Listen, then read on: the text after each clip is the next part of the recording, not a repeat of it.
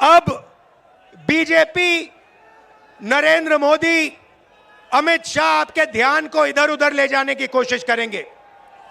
अगले 10-15 दिन में आप देखना, ये आपके ध्यान को भटकाने की कोशिश करेंगे, कभी इधर कभी उधर कभी इधर। आपको भटकना नहीं है। हिंदुस्तान के चुनाव में एक ही मुद्दा है, उस मुद्दे से सारे के सारे मुद्दे निकलते हैं। मुद्दा भाइयों और बहनों यह है हिंदुस्तान का संविधान।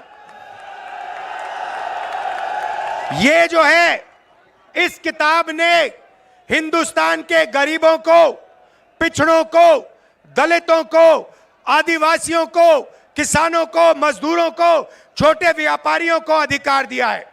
जो भी आपको मिला है, चाहे वो वोट हो, चाहे वो रिजर्वेशन हो, चाहे वो पब्लिक सेक्टर हो, नौकरी हो, जमीन हो, जो भी आपको हक मिले हैं, इस किताब ने आपको हक दिए हैं। ये गांधी जी और अंबेडकर जी की देन है। और बीजेपी ने मन बना लिया है कि अगर वो चुनाव जीते तो वो इस कॉन्स्टिट्यूशन को, संविधान को रद्द करने जा रहे हैं। और मैंने और अखिलेश जी ने निर्णय ले लिया है कि इस किताब को बीजेपी छोड़ो, दुनिया की कोई भी शक्ति नहीं छू सकती है, क्योंकि इस किताब में हिंदुस्तान के गरीब लोगों की आत्मा है, भावनाएं हैं, भविष्य है, विकास है। नरेंद्र मोदी जी 22 लोगों के लिए काम करते हैं। भाइयों और बहनों, 22 लोगों का उन्होंने 16 लाख करोड़ रुपया कर्जा माफ किया है। 16 लाख करोड़ रुपया मतलब 24 साल का मनरेगा का पैसा नरेंद्र मोदी जी ने 22 लोगों को दिया है। भाइयों और बहनों, मैं आपसे पूछना चाहता हूं, आपका नरेंद्र मोदी जी ने कितना कर्जा माफ किया है? किसानों का नहीं किया, मजदूरों का नहीं किया, बेरोजगार युवाओं का नहीं किया, 22 लोगों का किया। हालत यह है कि 22 लोगों के पास उतना धन है जितना 70 करोड़ लोगों के पास है।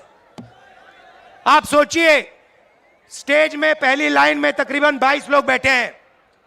हिंदुस्तान में ऐसे 22 लोग हैं जिनके पास उतना ही धन है जितना 70 करोड़ हिंदुस्तानियों के पास है।